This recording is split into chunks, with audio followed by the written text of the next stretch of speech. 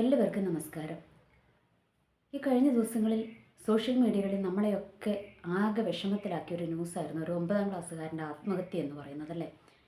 ഒത്തിരി ദിവസം മുൻപേ നടന്ന സംഭവമാണ്. അപ്പോൾ ഞാനിത് ഒത്തിരി സോഷ്യൽ മീഡിയകളിൽ ഇത് കണ്ടുകൊണ്ടിരുന്നപ്പോൾ ഇതിനെക്കുറിച്ച് ഒത്തിരി പേര് സംസാരിച്ചിട്ടുണ്ടല്ലോ, ഇനി സംസാരിക്കണ്ട എന്നൊക്കെ ഞാനിങ്ങനെ വിചാരിച്ചിരിക്കുകയായിരുന്നു.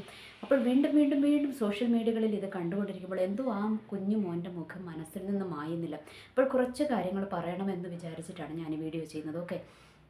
അപ്പോൾ ഒന്നാമത് ആ 9ാം ക്ലാസ്സുകാരൻ്റെ ജീവിതത്തിൽ സംഭവിച്ച കാര്യം, അതിൻ്റെ ഫാമിലി ബാക്ക്ഗ്രൗണ്ട് എന്ന് പറയുന്നത് ഒരു തകർന്ന കുടുംബത്തിൻ്റെ പശ്ചാത്തലം നമ്മൾക്കിവിടെ കാണുവാനായിട്ട് കഴിയും. അതായത് ആ കൊച്ചിൻ്റെ ഉപ്പ, സ്വന്തം ഉപ്പ കുറച്ച് ചാറ്റുകളൊക്കെ പുറത്ത് വിടുവാനിടയായി തീർന്നു. ഓക്കെ.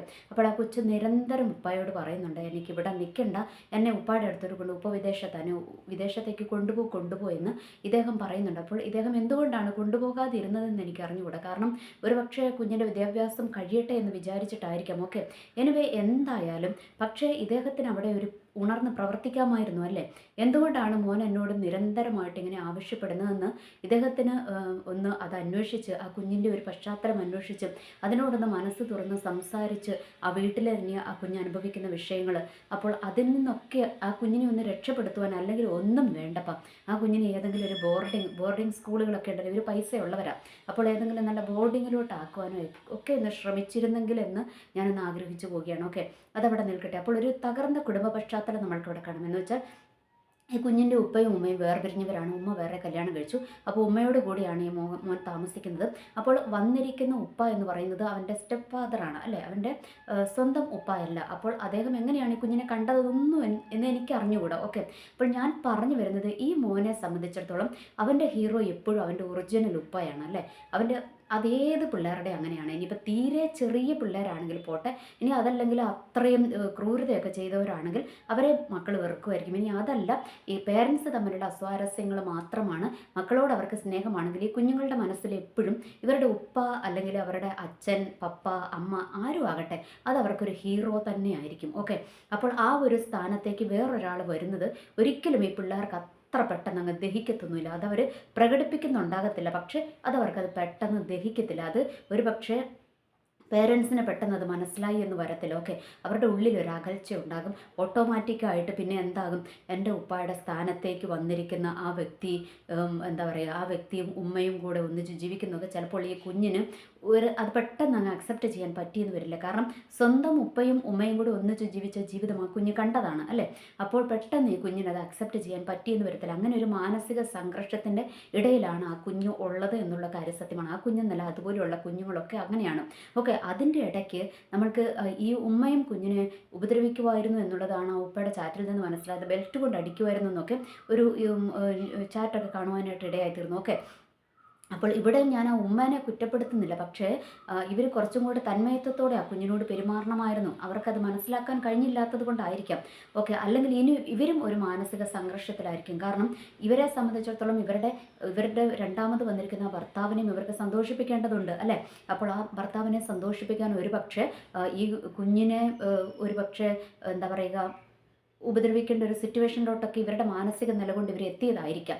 ഒന്നും എനിക്ക് അറിഞ്ഞുകൂടാ. ഓക്കെ. അത് അവർക്ക് അറിയത്തില്ല. എനിവേ എന്തായാലും ഒരു തകർന്ന കുടുംബ പശ്ചാത്തലം നമ്മൾക്കവിടെ കാണുവാനായിട്ട് കഴിയുമായിരുന്നു. ഇനി ഒന്നും വേണ്ടപ്പം നമ്മൾക്കൊന്നും ആ കുഞ്ഞിനെ എന്തറിയത്തില്ല, നേരിട്ട് അറിയത്തില്ല. പക്ഷേ ഫോട്ടോകളിലൂടെയൊക്കെ ആ കുഞ്ഞിൻ്റെ മുഖത്തോട്ട് നോക്കുമ്പോൾ നമ്മൾക്കറിയാം അവൻ്റെ മുഖത്തൊരു ദയനീയ ഭാവം, അല്ലേ? ഒരു ഹിഡൻ ആയിട്ട് അവൻ്റെ മനസ്സിലൊരു വല്ലാത്തൊരു നൊമ്പരം ഒളിഞ്ഞു കിടപ്പുണ്ട്. അത് ആർക്കും അത് മനസ്സിലാകും. ഇച്ചിരി അനുകമ്പ മനസ്സിലുള്ള ഏതൊരു വ്യക്തിക്കും അത് മനസ്സിലാകുന്ന ഒരു കാര്യമാണ്. അപ്പോൾ ആ കുഞ്ഞിൻ്റെ മുഖത്തൊരു ഒരു ഒരു ഒരു സാറ്റിസ്ഫൈഡ് അല്ലാത്തൊരു സിറ്റുവേഷൻ നമ്മൾക്ക് കാണുവാനായിട്ട് കഴിയും. ഓക്കെ. ഇനി ആ കുഞ്ഞ് ആദ്യം ഒരു സ്കൂളിൽ പഠിച്ചു, അല്ലേ?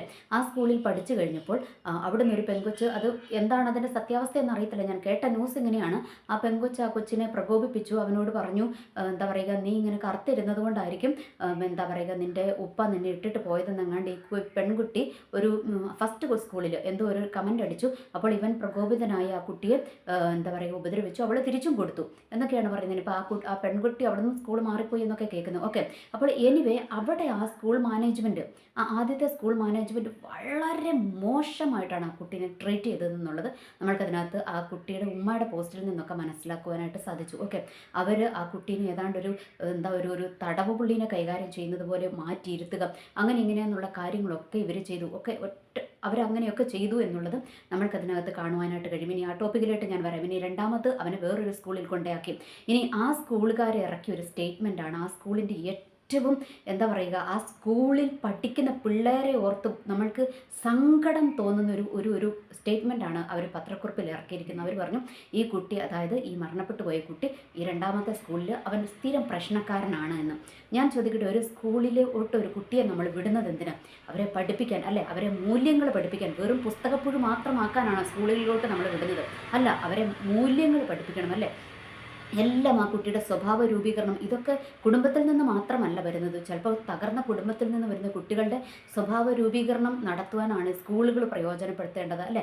സ്കൂളുകൾ എന്ന് പറഞ്ഞാൽ വെറും പുസ്തകം മാത്രം പഠിപ്പിക്കേണ്ടതല്ല, എല്ലാം അവർക്ക് പഠിപ്പിച്ച് കൊടുക്കേണ്ടതാണ്. ഓക്കെ, അപ്പോൾ ആ ഒരു സ്കൂളിൻ്റെ സ്റ്റേറ്റ്മെൻറ്റാണ് ഇവൻ സ്ഥിരം പ്രശ്നക്കാരനാണെന്ന്. കുറച്ച് ദിവസങ്ങളെ ആ കുട്ടി അവിടെ വന്നിട്ടുള്ളൂ. ഞാൻ ചോദിക്കട്ടെ, ലേശം ഉളുപ്പുണ്ടായിരുന്നെങ്കിൽ, സ്കൂൾ മാനേജ്മെൻറ്റിനോട് എനിക്ക് ചോദിക്കാനുള്ളത്, ലേശം ഉളുപ്പുണ്ടായിരുന്നെങ്കിൽ, നിങ്ങൾ പമ്പര വിഡ്ഢികളായതുകൊണ്ടാണ് നിങ്ങൾ ആ ഒരു സ്റ്റേറ്റ്മെൻറ്റ് ഇറക്കിയിരിക്കുന്നത്. അല്ലെങ്കിൽ ഒരു കുറച്ച് ബോധം, കുറച്ച് വിവരം, അല്ലെങ്കിൽ കുറച്ച് മനുഷ്യത്വം നിങ്ങളിൽ ഉണ്ടായിരുന്നെങ്കിൽ നിങ്ങൾ ഒരിക്കലും അങ്ങനെ ഒരു സ്റ്റേറ്റ്മെൻറ്റ് നിങ്ങൾ ഇറക്കത്തില്ല. കാരണം എന്താണെന്നറിയാമോ, ഒരു കുട്ടി ഒരു സ്ഥിരം പ്രശ്നക്കാരനാണെങ്കിൽ, ഈ ഒരു കുട്ടികളുടെ ഒരു ബേസിക് ആയിട്ടുള്ള കാര്യങ്ങൾ പോലും നിങ്ങൾക്ക് മനസ്സിലാക്കുവാൻ കഴിയുന്നില്ല എങ്കിൽ പിന്നെ നിങ്ങൾ എന്തിനാണ് സ്കൂൾ നടത്തുന്നത്?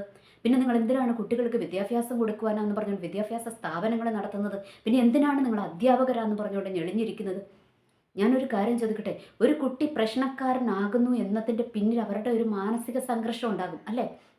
ആ കുഞ്ഞിനെ വിളിച്ച് ഏതെങ്കിലും ഒരു മിസ്സ് പോട്ടപ്പ, ഈ ഫസ്റ്റ് സ്കൂളിൽ ഒരു പ്രിൻസിപ്പൾ, ഒരു വൈസ് പ്രിൻസിപ്പളാണ് ആ കുട്ടീനെ ഒത്തിരി ദ്രോഹിച്ചതെന്ന് കേൾക്കുവാനിടയായിത്തീർന്നു. ആ വ്യക്തിയോട് അടക്കം, ഇനി പുതിയ സ്കൂളിൻ്റെ മാനേജ്മെൻറ്റിനോട് അടക്കം ഞാൻ ചോദിക്കട്ടെ, ഒരൊറ്റ വ്യക്തി ഒന്ന് ഉണർന്ന് പ്രവർത്തിച്ചിരുന്നുവെങ്കിലോ, ഒരൊറ്റ വ്യക്തി ആ കുഞ്ഞിനെ വിളിച്ചൊന്നും അവനോടൊന്ന് സംസാരിക്കാൻ തയ്യാറായിരുന്നെങ്കിൽ ഒരു പക്ഷേ അവനവൻ്റെ മനസ്സ് നിങ്ങളുടെ മുമ്പിൽ തുറക്കുമായിരുന്നില്ലേ? അവൻ പറയുമായിരുന്നില്ലേ അവൻ അനുഭവിക്കുന്ന ടെൻഷൻസ്, അവൻ അനുഭവിക്കുന്ന മാനസിക സംഘർഷങ്ങൾ നിങ്ങളോട് അവർ ഷെയർ ചെയ്യുമായിരുന്നില്ലേ ആ കുഞ്ഞ്? ഒരിത്തിരി സ്നേഹം, ഒരു കരുണ നിങ്ങൾ ആ കുഞ്ഞിന് കൊടുത്തിരുന്നെങ്കിൽ ഇന്ന് ആ കുഞ്ഞൊരു ആത്മഹത്യ ചെയ്യുന്ന വക്കിൽ ആ കുഞ്ഞ് എത്തുമായിരുന്നോ? നിങ്ങൾ എന്താണ് കുട്ടികളെ പഠിപ്പിക്കുന്നത്?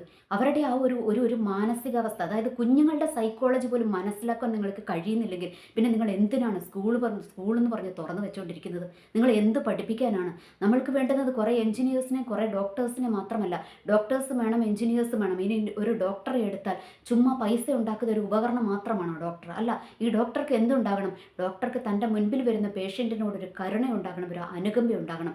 ഇത് ഇവർക്ക് പറഞ്ഞു കൊടുക്കേണ്ടത് എവിടുന്നാണ്? ഈ സ്കൂളിൽ നിന്ന് ബേസിക്കായിട്ട് ഇവർക്കത് പറഞ്ഞു കൊടുക്കണം. ഇവരെ മറ്റുള്ളവർക്ക് ഷെയർ ചെയ്യാൻ പഠിപ്പിക്കണം, മറ്റുള്ള കുട്ടികളെ കരുതുവാൻ പഠിപ്പിക്കണം, അവർക്ക് സ്നേഹം പകർന്നു കൊടുക്കുവാൻ ഇവരെ പഠിപ്പിക്കണം. നിങ്ങളിലേ അതില്ല, പിന്നെ കുട്ടികൾക്കത് ഉണ്ടാകുക. നിങ്ങളിൽ അത് ഉണ്ടായിരുന്നുവെങ്കിൽ നിങ്ങൾ ഒരുപക്ഷെ ഇങ്ങനത്തെ ഒരു സ്റ്റേറ്റ്മെൻറ്റ് ഇറക്കുമോ? ഈ കുട്ടി പിന്നെ എന്താണ് സ്ഥിരം പ്രശ്നക്കാരനാണെന്ന് പറഞ്ഞിട്ട് നിങ്ങൾ ഒരു സ്റ്റേറ്റ്മെൻറ്റ് ഇറക്കുമോ? വെറും 9ാം ക്ലാസ്സിൽ പഠിക്കുന്ന 13 14 വയസ്സുള്ള ഒരു കൊച്ചിനെ ഹാൻഡിൽ ചെയ്യാൻ നിങ്ങൾക്ക് കഴിയുന്നില്ലെങ്കിൽ നിങ്ങൾ ആ സ്കൂളിന് ഷട്ടർ ഇട്ടിട്ട് വീട്ടിൽ പോയിരിക്കും, വേറെ വല്ല പണിക്ക് പോകും. അതാണ് നിങ്ങൾക്ക് നല്ലത്. നിങ്ങൾ എന്തിനാണ് ഇങ്ങനെ വെച്ചുകൊണ്ടിരിക്കുന്നത്? സ്കൂൾ തുറന്നിട്ട് ഇനിയും വരുന്ന ഒരുപാട് കുട്ടികളുടെ ഭാവി ജീവിതത്തെ തകർക്കുവാനായിട്ടോ? നിങ്ങൾക്ക് ലേശം ഉളുപ്പുണ്ടായിരുന്നുവെങ്കിൽ നിങ്ങൾ ഇങ്ങനെ തന്നെ ഒരു സ്റ്റേറ്റ്മെൻറ്റ് ഇറക്കുമോ? അവൻ സ്ഥിരം പ്രശ്നക്കാരനാണ്. പ്രശ്നക്കാരനായ 13 14 വയസ്സുള്ള ഒരു കുട്ടിയെ നിങ്ങൾക്ക് നിയന്ത്രിക്കുവാൻ കഴിഞ്ഞില്ല എങ്കിൽ അത് നിങ്ങളുടെ പരാജയമല്ലേ? നിങ്ങളുടെ സ്കൂളിൻ്റെ പരാജയമല്ലേ? നിങ്ങളുടെ മാനേജ്മെൻറ്റിൻ്റെ പരാജയമല്ലേ അത്? അത്രയും മനസ്സിലാക്കാനുള്ള സാമാന്യ ബോധം പോലും ഇല്ലാത്ത നിങ്ങളാണ് ഇത്രയും വലിയ സ്കൂൾ നടത്തുന്നത്. ഒരു കുട്ടി എന്തെങ്കിലും ആവട്ടെ, അവരുടെ ആ ഒരു സ്വഭാവത്തിന് എന്തെങ്കിലും ഒരു മിസ്റ്റേക്ക് കാണുകയാണ്, അല്ലെങ്കിൽ ഒരു അസ്വാഭാവികമായിട്ടൊരു കുട്ടി പെരുമാറുവാണെങ്കിൽ അറ്റ്ലീസ്റ്റ് നമ്മൾ അവരെ വിളിച്ചൊന്ന് സംസാരിക്കുക, അവരോടൊന്ന് ചോദിക്കുക, എന്താ മോനെ നിൻ്റെ പ്രശ്നം, അല്ലെങ്കിൽ എന്താ മോളെ നിൻ്റെ പ്രശ്നം എന്ന് നമ്മൾ അവരോടൊന്ന് സംസാരിക്കുക. ആദ്യം അവർ ചിലപ്പോൾ നമ്മളോട് മറുതലിച്ച് നിൽക്കുമായിരിക്കും. എന്നാൽ കുറച്ച് കഴിയുമ്പോൾ നിങ്ങളുടെ വീട്ടിലും മക്കളില്ലേ? നിങ്ങൾക്ക് മക്കളൊക്കെ ഉള്ളവരല്ലേ? മക്കളോ അല്ലെങ്കിൽ കൊച്ചുമക്കളൊക്കെ ഉള്ളവരല്ലേ? അല്ലെങ്കിൽ വേണ്ടപ്പോൾ നിങ്ങളുടെ സഹോദരങ്ങൾക്ക് മക്കളില്ലേ? നിങ്ങളുടെ ബന്ധുക്കളിൽ മക്കളില്ലേ? അവരെ ഏതെങ്കിലും ഒരു കുട്ടിയെപ്പോലെ ഇതിനെ ഒന്ന് കാണുവാൻ കഴിഞ്ഞ് അതിനോടൊന്ന് സംസാരിക്കുവാൻ നിങ്ങൾ തയ്യാറായിരുന്നെങ്കിൽ ആ കുട്ടിക്ക് ഈ ഒരു ഗതികെട്ട അവസ്ഥ വരത്തുണ്ടായിരുന്നില്ല അല്ലേ. ആ കുട്ടിയോടൊന്ന് സംസാരിച്ചെങ്കിൽ, കാരണം അവന് എത്രയോ മാനസിക സംഘർഷം അവൻ അനുഭവിക്കുന്നത് കൊണ്ടാണ് അവൻ്റെ ഉപ്പയ്ക്ക് അവന് ഡെയിലി മെസ്സേജ് അയച്ചുകൊണ്ടിരുന്നത് അല്ലേ. ഇനി ആ ഉപ്പായോട് എനിക്ക് പറയുവാനുള്ളത്, നിങ്ങൾ ഇപ്പോഴല്ല ഇതൊക്കെ എഴുന്നള്ളിക്കേണ്ടത്. ഓക്കെ, നിങ്ങൾ ഇതൊക്കെ ആദ്യം തന്നെ ഇതിനകത്ത് നിങ്ങൾ ഇടപെടണമായിരുന്നു. നിങ്ങളത് ഇടപെട്ടില്ല. ഇനിയിപ്പോൾ അവസാനം ഉമ്മേനെ കുറ്റം പറഞ്ഞിട്ട് കാര്യമില്ല. കാരണം ആ സ്ത്രീയെ നമ്മൾക്ക് കുറ്റം പറയാൻ പറ്റത്തില്ല. കാരണം അവരും ഒരു മാനസിക സംഘർഷാവസ്ഥയിലായിരിക്കാം. കാരണം ആദ്യത്തെ ഒരു വിവാഹബന്ധം തകർന്നു, ഇനി രണ്ടാമത്തത് എങ്ങനെയെങ്കിലും ഒന്ന് നന്നായി കൊണ്ടുപോകണം എന്നുള്ള ഒരു ചിന്തയിലായിരിക്കും അവർ മുന്നോട്ട് പോകുന്ന. ആ ഒരു സംഘർഷാവസ്ഥ അവരുടെ മനസ്സിലും ഉണ്ടാകും. അതുകൊണ്ട് അവരെ നമ്മൾക്ക് കുറ്റം പറയുവാൻ പറ്റത്തില്ല. ഓക്കെ, ഇനി സ്കൂളുകാരോട് ഇനിയെങ്കിലും എനിക്ക് പറയുവാനുള്ളത്, നിങ്ങൾ ഓർക്കുക, നിങ്ങൾ ഈ വരുന്ന കുട്ടികളെയെല്ലാം നിങ്ങൾ അവർക്കൊരു മാർക്ക് കൊടുത്ത് അവർക്കൊരു നിങ്ങൾ മാർക്കിട്ട് മാറ്റി നിർത്തുകയല്ല ചെയ്യേണ്ടത്. നിങ്ങൾ അവരോടൊന്ന് സംസാരിക്കുക, അവരോടൊന്ന് ചിരിച്ച് കാണിക്കുക, അവരോടൊന്ന് ജസ്റ്റ് അവരുടെ പ്രശ്നം എന്താണെന്നൊന്ന് മനസ്സിലാക്കുക, അവർക്ക് വേണ്ടുന്ന കൗൺസിലിംഗ് കൊടുക്കുവാൻ തയ്യാറാകുക. ഇതെല്ലാം ചെയ്തിട്ട് വേണം നമ്മൾ എന്ത് ചെയ്യാൻ വേണ്ടിയിട്ട് ഇങ്ങനത്തെ സ്റ്റേറ്റ്മെൻറ്റുകൾ ഇറക്കുവാൻ. ഇതൊക്കെ നിങ്ങൾ ചെയ്തിരുന്നുവെങ്കിൽ ഇങ്ങനെ ഒരു സ്റ്റേറ്റ്മെൻറ്റ്, ഇങ്ങനെ ഒരു ഗതികെട്ട സ്റ്റേറ്റ്മെൻറ്റ് ഇറക്കേണ്ട ഒരു സിറ്റുവേഷൻ നിങ്ങൾക്ക് വരത്തുണ്ടാകുമായിരുന്നില്ല. ഓക്കെ, ഇനി രണ്ടാമത് എനിക്ക് പേരൻസിനോട് പറയാനുള്ള, വലിയ സ്കൂളുകൾ കാണുമ്പോൾ നിങ്ങൾ അങ്ങോട്ട് കൊണ്ടുവന്ന് അങ്ങ് ആക്കാൻ വേണ്ടി നിൽക്കരുത്. ആദ്യം നിങ്ങൾ നിങ്ങളുടെ കുഞ്ഞിനെ പഠിക്കണം. ഓക്കെ, ആ കുഞ്ഞിൻ്റെ മാനസികാവസ്ഥ പഠിക്കണം. നിങ്ങൾ ചിലപ്പോൾ ഹൈലി എഡ്യൂക്കേറ്റഡ് ആയിരിക്കും, പക്ഷേ ആ കുഞ്ഞിന് ചിലപ്പോൾ അത്ര ബുദ്ധി ഉണ്ടായെന്ന് വരില്ല. ഓക്കെ, കുഞ്ഞുങ്ങൾക്ക് പറ്റുന്നത് എന്താണെന്ന് തിരിച്ചറിഞ്ഞിട്ടുള്ള സ്കൂളുകളിൽ കൊണ്ട് ചേർക്കുക. ഓക്കെ, എല്ലാവരും പഠിക്കുന്ന സ്കൂൾ നോക്കി, വലിയവന്മാരുടെ സ്കൂളിൽ നിന്ന് നോക്കി നിങ്ങൾ അങ്ങോട്ട് കൊണ്ട് വിടാതിരിക്കുക. ഓക്കെ, ആദ്യം കുഞ്ഞിന് എവിടെയാണോ താല്പര്യം അവിടെ നമ്മൾ വിടുക. അവർക്ക് എന്താണോ പഠിക്കുവാൻ താല്പര്യം അതിലോട്ട് അവരെ നമ്മൾ ഗൈഡ് ചെയ്ത് വിടുകയാണ് ചെയ്യേണ്ടത് എന്നുള്ള കാര്യം നിങ്ങൾ അവർക്ക് പ്രിവിലേജിന് വേണ്ടിയിട്ടും വലിയ സ്കൂളുകളിൽ നിങ്ങൾ കൊണ്ടുപോയി ആക്കരുത്. അവിടെ ചുമ്മാ ഇങ്ങനെ നന്നായിട്ട് പഠിപ്പിക്കുന്നത് ഉണ്ടാകാം. ഓക്കെ, അതൊന്നും ഞാൻ പറയണില്ല. ഓക്കെ, എന്നാലും ഒട്ടുമിക്ക ഈ വലിയ സ്കൂളുകളിലും ഇവരുടെ ഒരൊറ്റ ലക്ഷ്യമുള്ള സ്കൂളിൻ്റെ എന്താ പറയുക 100% ജയം, ഇത് മാത്രമേ ഇവർ നോക്കുന്നുണ്ടാകത്തുള്ളൂ. ബാക്കി ഒന്നും ഇവർ നോക്കുന്നുണ്ടാകത്തില്ല. എത്രയോ സ്കൂളുകളിലുണ്ട് 8ാം ക്ലാസ്സിലോ 9ാം ക്ലാസ്സിലോ പഠിക്കുന്ന പിള്ളേരെ അങ്ങ് ഇവർ TC കൊടുത്ത് പൊക്കോളം പറയും. എന്ന് വെച്ചാൽ ഇവരുടെ സ്കൂളിൽ ഇവർക്ക് പേടിയാണ്. 10ാം ക്ലാസ്സിലൊക്കെ വരുമ്പോഴത്തേക്കും ഇവർ ജയിച്ചില്ലെങ്കിലോ എന്നുള്ള പേടി. ഇവർക്ക് 100% ജയം വേണം. അതിനുവേണ്ടി എത്രയോ പിള്ളേരെ വിടുന്നുണ്ട്. ഇങ്ങനെയുള്ളതിനൊന്നും ഇവർക്ക് അംഗീകാരം കൊടുക്കരുത്. കാരണം ജയവും തോൽവിയൊക്കെ ഉണ്ടാകും. ഇങ്ങനെ നമ്മൾ എന്തിനാണ് പിള്ളേരെ പഠിപ്പിക്കുന്നത്? അവരുടെ ജീവിതത്തിൽ ജയവും തോൽവിയും ഒക്കെ അറിഞ്ഞു തന്നെ അവർ വളരട്ടെ. അവർ പഠിക്കുന്ന സ്കൂളിനും ജയവും തോൽവിയൊക്കെ ഉണ്ടാകട്ടെ. നിങ്ങൾ പഠിക്കുന്ന പിള്ളേരെ മാത്രം അവിടെ നിർത്തി ജയിപ്പിക്കാൻ അതിന് നിങ്ങളുടെ സ്കൂൾ വേണമെന്നില്ല. അത് ഏത് സ്കൂളുകാർക്കും പറ്റും അങ്ങനെ ചെയ്യാൻ. അത് നിങ്ങളുടെ സ്കൂളിൻ്റെ പ്രിവിലേജ് ഒന്നും അല്ല എന്നുള്ള കാര്യം കൂടെ നിങ്ങളൊന്ന് മനസ്സിലാക്കുക. ഓക്കെ, ഞാൻ എല്ലാവരെയും അല്ല പറയുന്നത്. നല്ല സ്കൂളുകളുണ്ട്, നല്ലപോലെ പിള്ളേരെ കരുതുന്ന ടീച്ചേഴ്സുണ്ട്. അവരെയൊക്കെ ഞാൻ ഈ അവസരത്തിൽ മറക്കുന്നില്ല. എന്നാലും ഞാൻ ഇതിനൊക്കെ അപ്പുറം പ്രവർത്തിക്കുന്ന കുറച്ച് പേരെ, പ്രത്യേകിച്ച് ആ ഒരു എന്താ പറയുക പത്രക്കുറിപ്പ് ഇറക്കി ആ സ്കൂളിലെ മാനേജ്മെൻറ്റിനോട് നിങ്ങളോട് എന്താ പറയുക പുച്ഛം തോന്നുകയാണ്. പുച്ഛം. കാരണം ഒരിക്കലും നിങ്ങൾ അങ്ങനെ നിങ്ങൾക്കൊരു ഇത്തിരി ഒരു വിവരം ഉണ്ടായിരുന്നില്ല. ആ സ്റ്റേറ്റ്മെൻറ്റ് നിങ്ങൾ ഇറക്കിയല്ല. ആ സ്റ്റേറ്റ്മെൻറ്റ് നിങ്ങൾ ഇറക്കിയതോടെ, ഈ കുട്ടി പ്രശ്നക്കാരനാണെന്നുള്ള സ്റ്റേറ്റ്മെൻറ്റ് നിങ്ങൾ ഇറക്കിയതോടെ നിങ്ങളിലെ പിശാചിനെ വെളിപ്പെട്ടിരിക്കുകയാണ്. ഒന്ന്. രണ്ടാമത്തെ കാര്യം, നിങ്ങളുടെ സ്കൂളിൻ്റെ ഏറ്റവും ഒരു താഴ്ന്ന ലെവലാണ് അവിടെ വെളിപ്പെട്ടിരിക്കുന്നത് എന്നുള്ള കാര്യം നിങ്ങൾ ഓർക്ക്. ഇനിയും നിങ്ങൾ പേരൻസിനും അത് മനസ്സിലാകുന്നില്ല എങ്കിൽ നിങ്ങളോട് പറഞ്ഞിട്ട് കാര്യമില്ല. ഇങ്ങനെ വരുമ്പോൾ അനുഭവിക്കുക എന്ന് മാത്രമേ പറയാനുള്ളൂ. എനിവേ, എന്തായാലും ആ കുഞ്ഞുമോന് നീതി ലഭിക്കട്ടെ എന്ന് മാത്രം ആണ് ഈ അവസരത്തിൽ എനിക്ക് പറയുവാനുള്ളത്. അതിനെങ്കിലും അധികാരികളൊന്ന് ഉണരട്ടെ. കാരണം പൈസ കൊടുത്തുനിന്ന് ഏതിനും വിലയ്ക്ക് വാങ്ങുന്നൊരു സിറ്റുവേഷനിലായിരിക്കുന്നത്.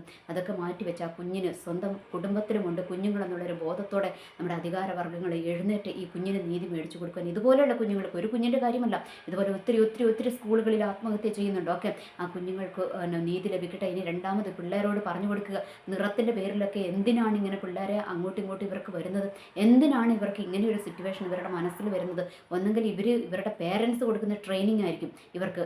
കറുപ്പ് വെളുപ്പ് എന്നൊക്കെയുള്ള വേർതിരിവിന് പിള്ളേർ വരുന്നുണ്ടെങ്കിൽ അത് ഒന്നെങ്കിൽ പിള്ളേരുടെ പേരൻസിൻ്റെ ആ ഒരു പഠിപ്പീരിൻ്റെ കുഴപ്പമായിരിക്കും, അതല്ലെങ്കിൽ സ്കൂളുകളിലുള്ള ടീച്ചേഴ്സിൻ്റെ വേർതിരിവിൻ്റെ കുഴപ്പമായിരിക്കും. ഇതൊക്കെ നിങ്ങൾ ഓർക്കേണ്ടത് തന്നെയാണ്, വിലയിരുത്തേണ്ടതാണ്. എനിവേ, എന്തായാലും ആ മോന് നീതി ലഭിക്കട്ടെ എന്ന് ആത്മാർത്ഥമായിട്ട് പ്രാർത്ഥിക്കുന്നു. എനിവേ, എല്ലാവർക്കും നല്ലൊരു ദിവസം ആശംസിക്കുന്നു. നന്ദി, നമസ്കാരം.